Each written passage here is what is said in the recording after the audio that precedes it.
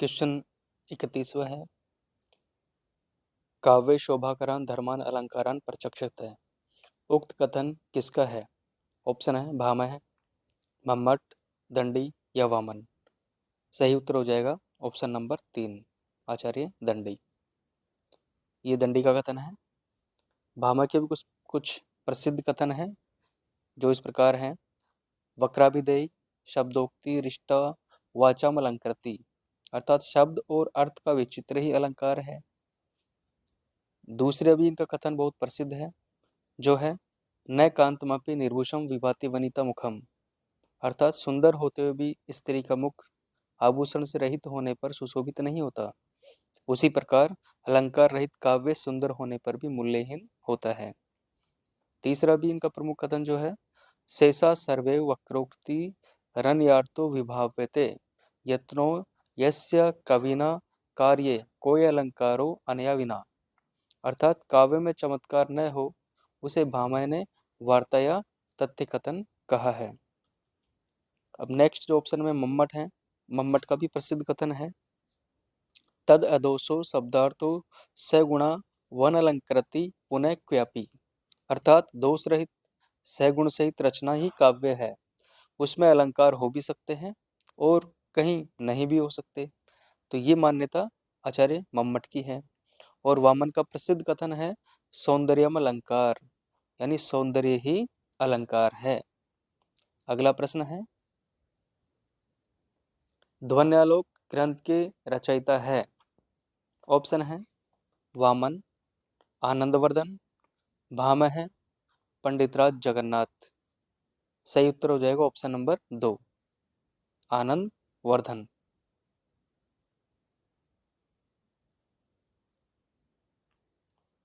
ध्वन्यालोक ग्रंथ की रचयिता है।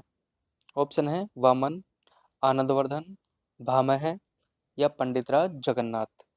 सही उत्तर हो जाएगा option number 2, Anand Vardhan. Next प्रश्न है, रस गंगाधर ग्रंथ के रचयिता है।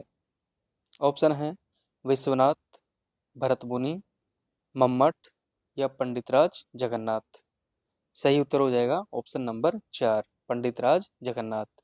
पंडितराज जगन्नाथ जी जो है 17वीं शताब्दी के आचार्य माने जाते हैं। अगला प्रश्न है,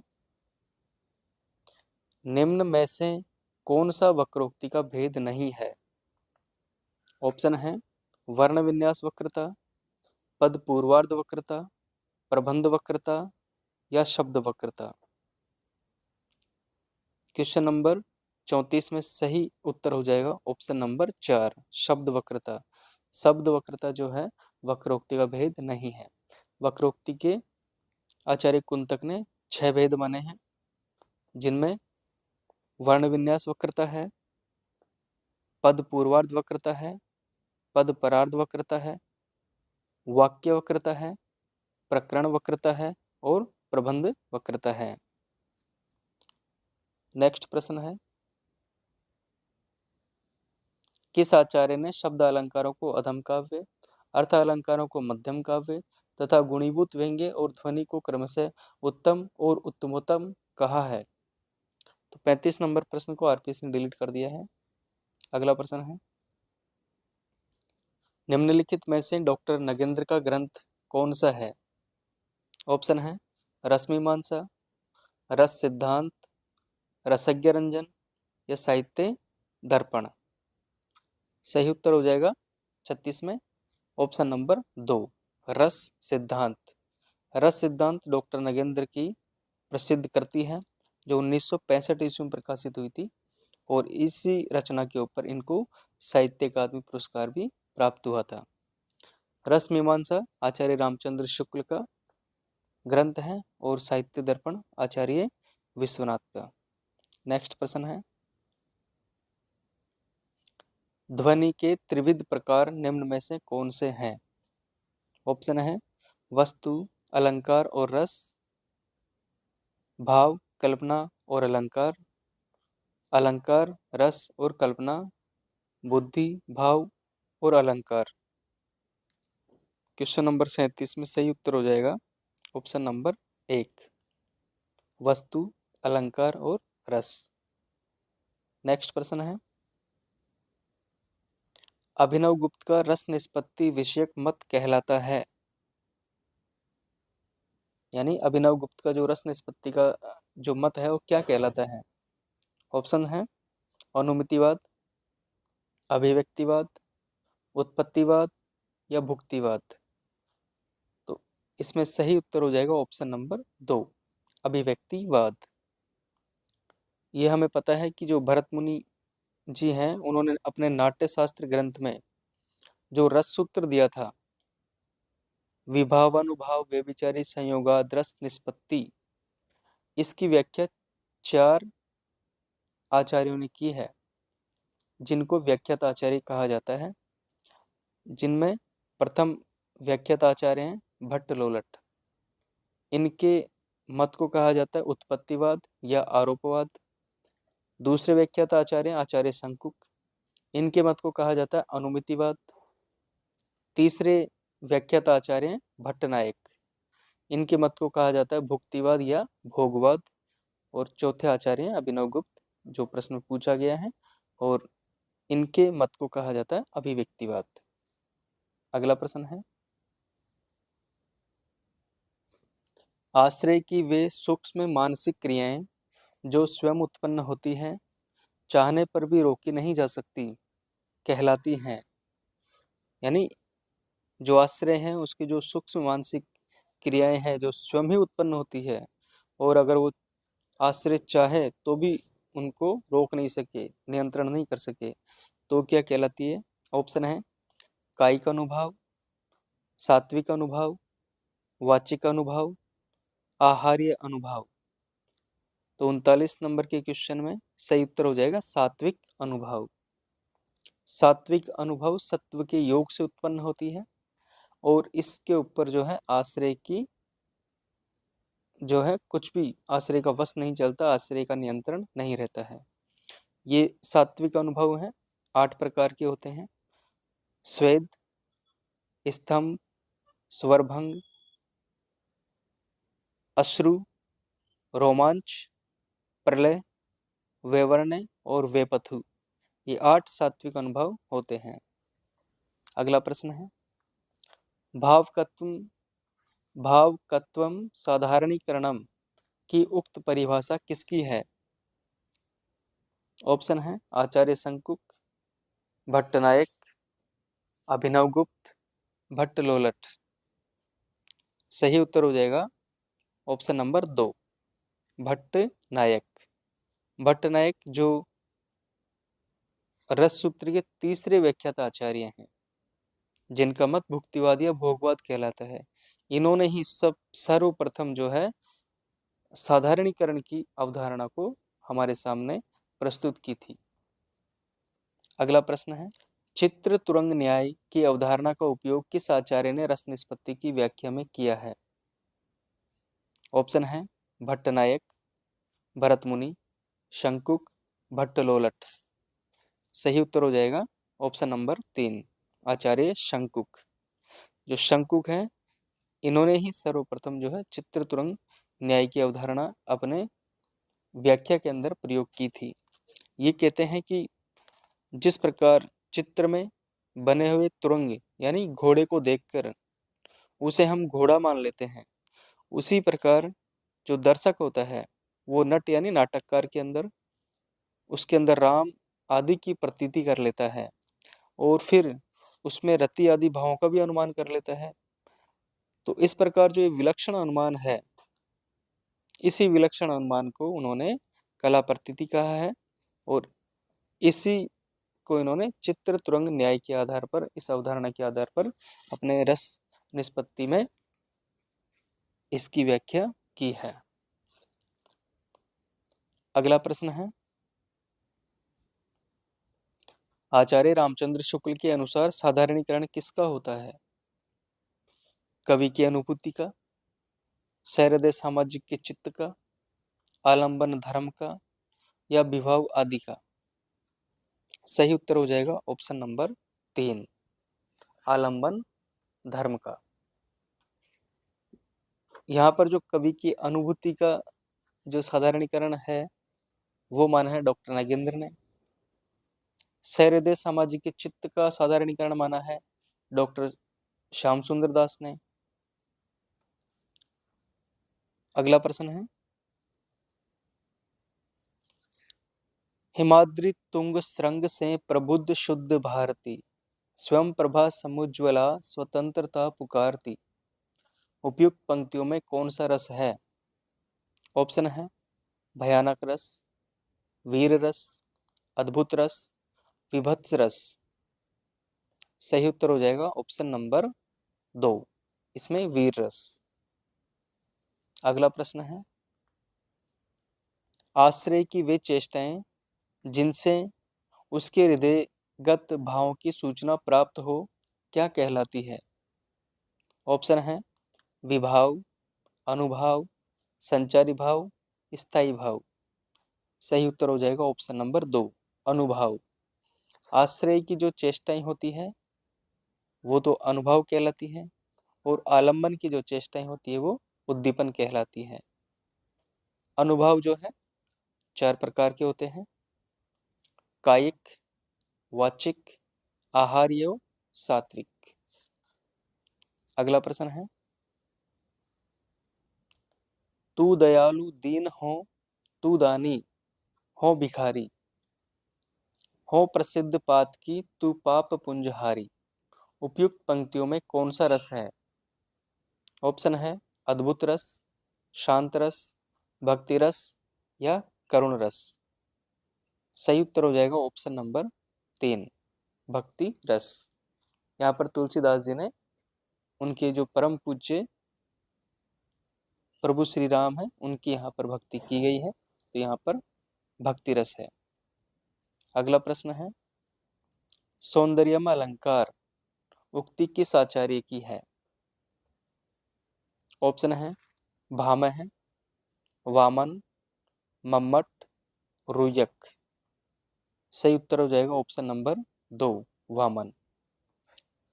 जो 31 नंबर का क्वेश्चन था उसके अंदर भी मैंने बताया था कि ये जो पंक्तियां हैं ये बार बार पूछी जाती हैं, और वहां पर मैंने जो भामह है, मम्मट है, वामन है और दंडी है, उनकी चारों की पंक्तियां वहां पर मैंने बताई थी। अगला प्रश्न है, रुयक किस ग्रंथ के रचयिता है? ऑप्शन है काव्यालंकार, अलंकार सर्वस्व, कुवलयानंद, काव्यादर्श। उत्तर हो जाएगा ऑप्शन नंबर 2, अलंकार सर्वस्व, ये रुयक का ग्रंथ है। काव्यालंकार जो है आचार्य भामह का ग्रंथ है। कुवलयानंद कुवलयानंद जो है अप्पय दीक्षित का ग्रंथ है, और काव्यादर्श जो है आचार्य दंडी का ग्रंथ है। अगला प्रश्न है, निम्नलिखित में से उपमा अलंकार किस पंक्ति में है? उपमा अलंकार। ऑप्शन है तट तमाल तरुवर बहुछाए, या मनहु मदन दुधुम्बी दुदम्बी दिनहि। ऑप्शन 3 है हे उत्तरा के धन रहो तुम उत्तरा के पास ही। और चौथा प्रश्न है, हंसने लगे तब हरि आहा पूर्णेंदु सा मुख खिल गया। तो यहाँ पर जो है ऑप्शन नंबर 4 सही उत्तर हो जाएगा।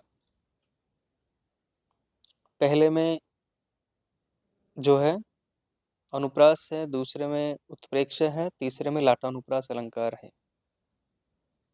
नेक्स्ट प्रश्न है, असुवन जल सींची सींची प्रेम बेली बोई, अब तो बेली फैल गई आनंद फल होई, इन पंक्तियों में प्रयुक्त अलंकार है? ऑप्शन है उपमा, उत्प्रेक्षा, रूपक या अनुयुक्ति। सही उत्तर हो जाएगा ऑप्शन नंबर 3, रूपक। जब उपमेय में उपमान का निषेध रहित आरोप हो जाता है तो वहां पर रूपक अलंकार माना जाता है। नेक्स्ट प्रश्न है,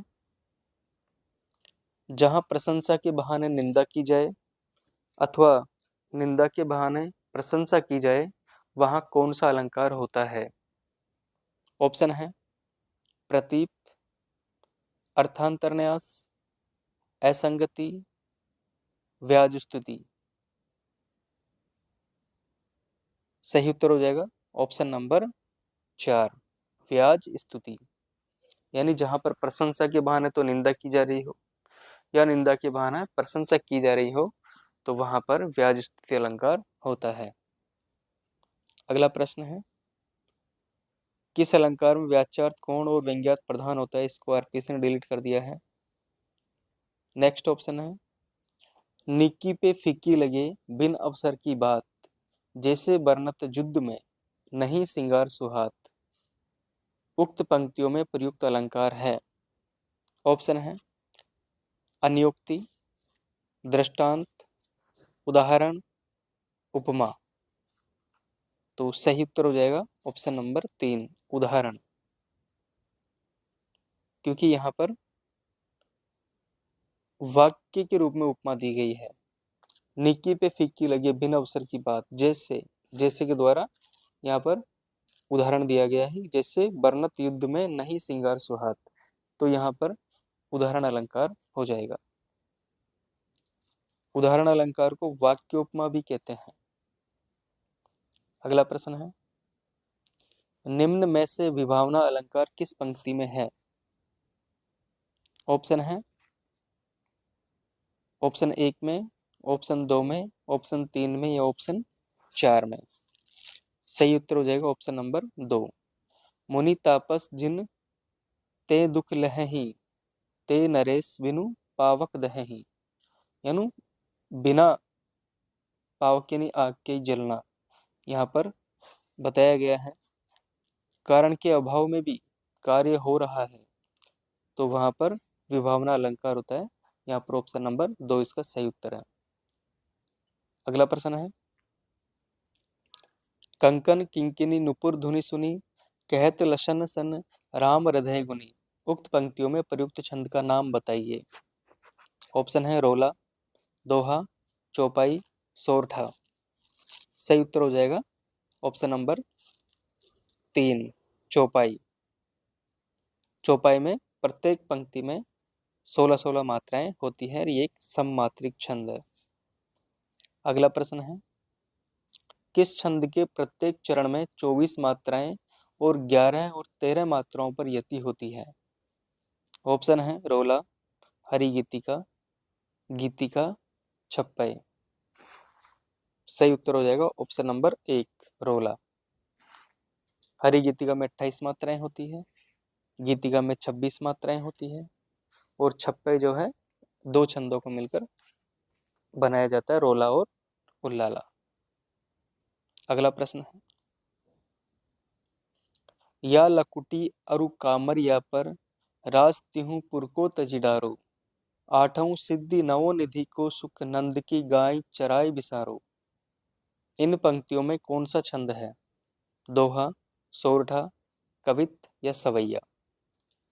सही उत्तर हो जाएगा ऑप्शन नंबर 4, सवैया। ये रसखान का सवैया है। नेक्स्ट प्रश्न है,